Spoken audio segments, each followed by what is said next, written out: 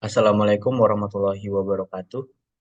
Selamat pagi, siang, sore, malam, Bapak Ibu dosen maupun dan peserta konferensi yang saya hormati, baik itu panitia juga ya. Sebelumnya perkenalkan nama saya Dalil Haq, mahasiswa psikologi Universitas Muhammadiyah Profesor Dr. Hamka. Hari ini saya akan mempresentasikan hasil penelitian saya dengan judul Pengaruh Career Decision Making Self-Efficacy terhadap Quarter Life Crisis pada mahasiswa tingkat akhir. Oke, sebelumnya mohon maaf saya menggunakan dua device karena salah satu device saya terkendala dalam melakukan share screen.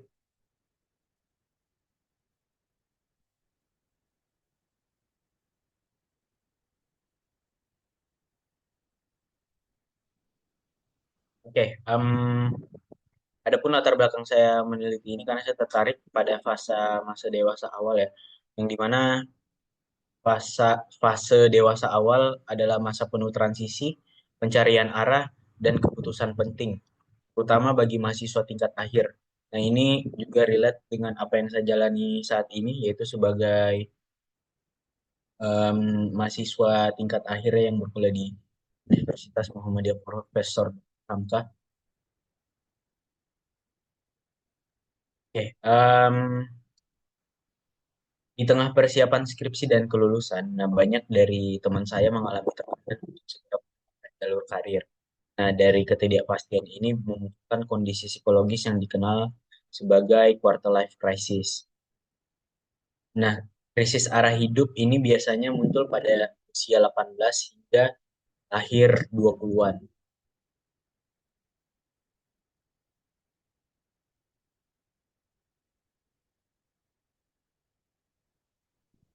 Nah, berdasarkan data dari BPS tahun 2023, sekitar 20,5% individu di usia 20 sampai 30 tahun itu menganggur.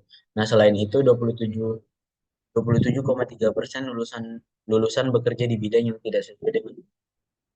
Nah, kemudian lebih lanjut, 35% dari mereka mengalami job hopping, yaitu berpindah pekerjaan.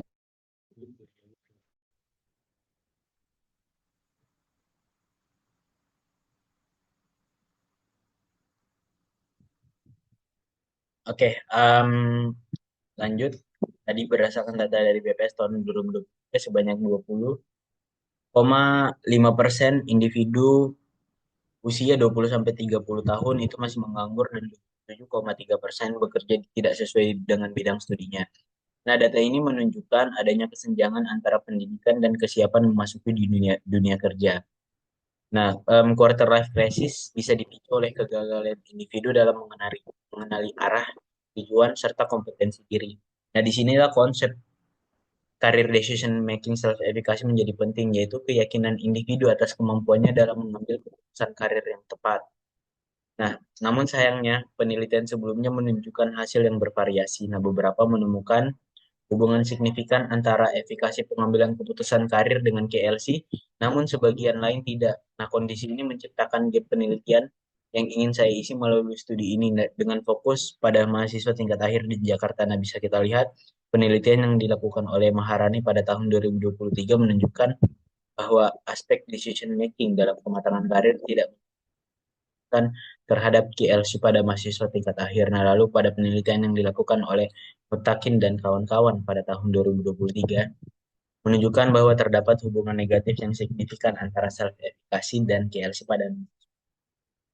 Nah, lalu penelitian yang dilakukan oleh Ananda tahun 2022 menunjukkan bahwa tidak semua aspek self-efficacy berhubungan signifikan dengan KLC. Nah, ini menunjukkan bahwa faktor lain mungkin berperan dalam memengaruhi KLC. Um, Kondisi-kondisi inilah kemudian yang menciptakan gap penelitian yang ingin saya isi melalui studi ini. Nah, dengan fokus pada mahasiswa tingkat akhir.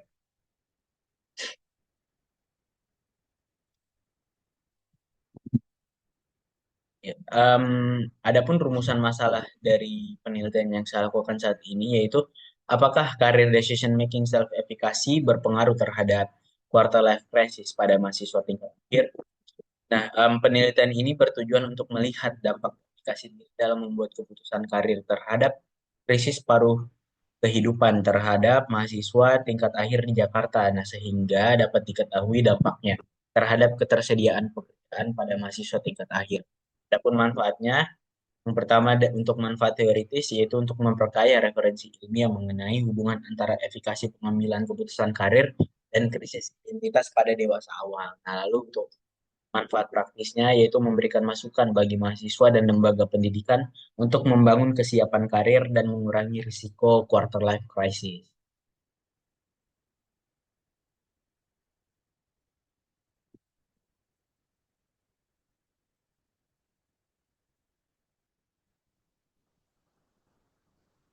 Nah, selanjutnya untuk tinjauan pustaka dari saya, adapun dari teori kedua variabel saya itu CDMSE atau KL dan KLC. Nah, lalu untuk CDMSE itu merujuk pada keyakinan individu dalam membuat karir menurut Taylor and Bates tahun 1983. Nah, untuk lebih jelasnya, selain itu Bandura juga mendefinisikan efikasi diri sebagai keyakinan individu terhadap kemampuannya sendiri untuk melakukan tindakan yang diperlukan guna mencapai tujuan yang diharapkan. Nah, adapun TDMS-nya terdiri dari 5 dimensi atau aspek. Yang pertama ada self appraisal yaitu penilaian diri, di mana kemampuan mengenali potensi dan keterbatasan diri. Lalu ada professional information atau informasi mengenai pekerjaan yaitu kemampuan mencari dan memahami informasi pekerjaan. Nah, lalu ada action, ya, pemilihan tujuan atau menetapkan tujuan karir jangka pendek dan jangka panjang. Nah, lalu ada planning, perencanaan, atau merancang langkah-langkah konkret buat karir. Nah, lalu yang terakhir ada problem solving, pemecahan masalah atau menghadapi hambatan dalam proses pengambilan keputusan karir. Nah, lalu untuk KLC, ambil dari Grand Theory Robbins Miller tahun 2000, di mana merupakan kondisi krisis identitas yang muncul di usia 18 sampai 29 tahun. Nah, ini ditandai oleh kecemasan, kebingungan arah, dan rasa tidak puas terhadap kondisi saat ini. Em, Adapun dimensi maupun aspeknya terdiri dari beberapa dimensi ya. Yang pertama ada kebimbangan dalam mengambil keputusan, lalu ada putus asa, penilaian diri yang negatif, terjebak dalam situasi sulit, cemas, tertekan, dan khawatir dengan relasi internasional seperti itu.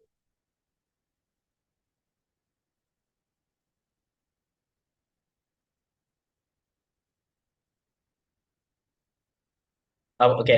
Adapun untuk dinamika antar variabel, secara teoritis, TDMSE dan KLC memiliki hubungan yang bersifat berlawanan ya. Individu dengan tingkat efikasi pengambilan keputusan karir yang tinggi umumnya memiliki pemahaman diri yang lebih baik, mampu menyusun tujuan karir dan percaya diri dalam memilih jalur hidup. Nah, ini membantu mereka melewati fase transisi dewasa awal dengan lebih stabil sehingga mengurangi risiko life crisis. Nah, beberapa penelitian sebelumnya mendukung hipotesis ini.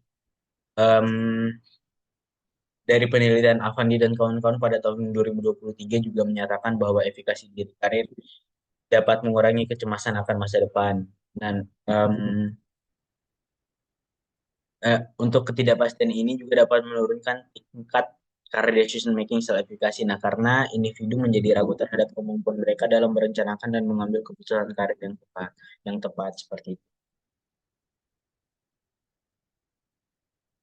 Nah, adapun hipotesa dari penelitian saya atau hipotesis ya untuk hipotesis alternatifnya itu adanya pengaruh antara career decision making self-efikasi dengan quarter life crisis yang dimiliki pada mahasiswa tingkat akhir di Jakarta. Lalu untuk HO, itu tidak adanya pengaruh antara career decision making self-efikasi dengan quarter life crisis yang dimiliki pada mahasiswa tingkat akhir di Jakarta. Seperti.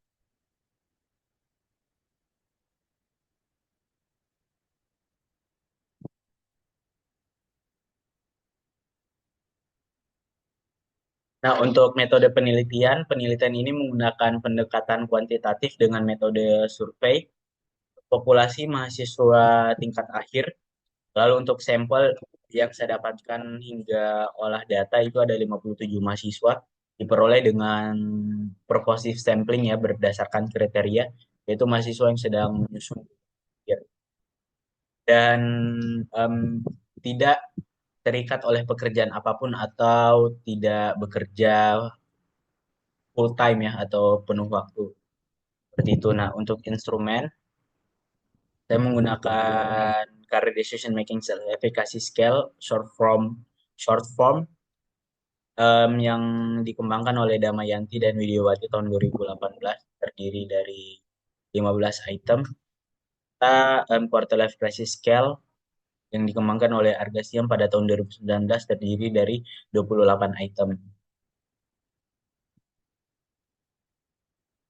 Nah, untuk hasil olah data saya, uji data saya untuk uji reliabilitas.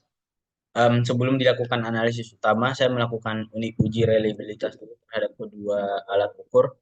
Nah, bisa dilihat untuk CDMSE berdasarkan hasil uji reliabilitas menggunakan metode Cronbach alpha terhadap 15 item pada instrumen CDMSE diperoleh nilai alpha Cronbach sebesar 0,932. Nah, hal ini menunjukkan bahwa instrumen memiliki reliabilitas yang sangat tinggi dan dapat digunakan untuk penelitian ini.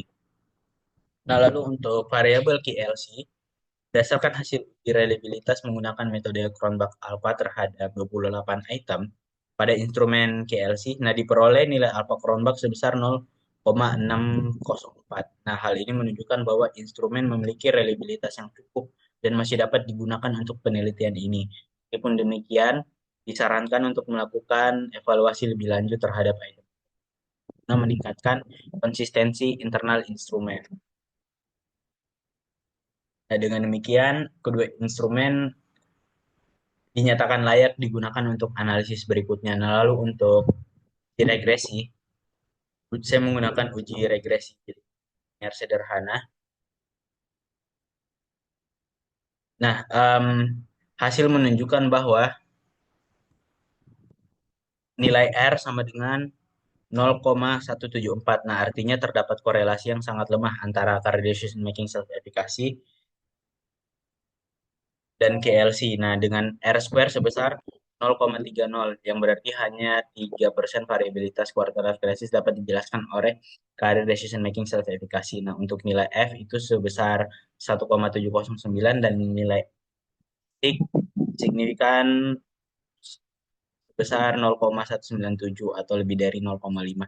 Nah, maka model regresi secara keseluruhan tidak signifikan. Nah, artinya model tidak cukup kuat untuk memprediksi KLC berdasarkan Career Decision Making Classification.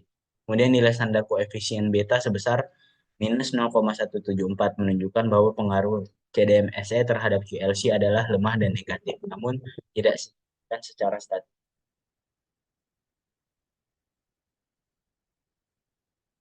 Nah, kesimpulan, hasil menunjukkan bahwa CDMSE memiliki hubungan negatif dengan QLC. Nah, namun pengaruh tersebut tidak signifikan secara statistik. R kuadrat sama dengan 0,030, kemudian nilai P-nya sama dengan 0,197. Nah, artinya efikasi diri dalam pengambilan keputusan karir belum terbukti secara statistik dapat memprediksi KLC. Kemudian penelitian ini memiliki keterbatasan pada ukuran sampel yang kecil dan rendahnya nilai koefisien determinasi. Oleh karena itu, saya peneliti selanjutnya akan melakukan untuk menggunakan jumlah sampel yang lebih besar dan mempertimbangkan variabel lain seperti regulasi emosi atau dukungan sosial yang berpotensi lebih kuat dalam menjelaskan quarter life crisis. Nah, berdasarkan hasil dan pembahasan tersebut, saran saya untuk penelitian selanjutnya adalah menggunakan beberapa jumlah partisipan yang lebih besar dan lebih beragam secara demografis, lalu menambahkan variabel pendukung lainnya seperti regulasi emosi, stres akademik, atau dukungan sosial. Lalu menggunakan model analisis yang lebih kompleks seperti regresi berganda, agar saya mampu menangkap interaksi antar variabel secara lebih kuat. Bagi penutup, saya harap penelitian ini tetap memberikan kontribusi awal dalam menjembatani isu efikasi karir dan quarter life crisis serta membuka jalan bagi penelitian psikologi terapan yang lebih kaya secara teoritis dan terima kasih atas Bapak kalian. Dan rekan-rekan peneliti lainnya saya mengucapkan terima kasih, mohon saran dan masukannya. Wassalamualaikum.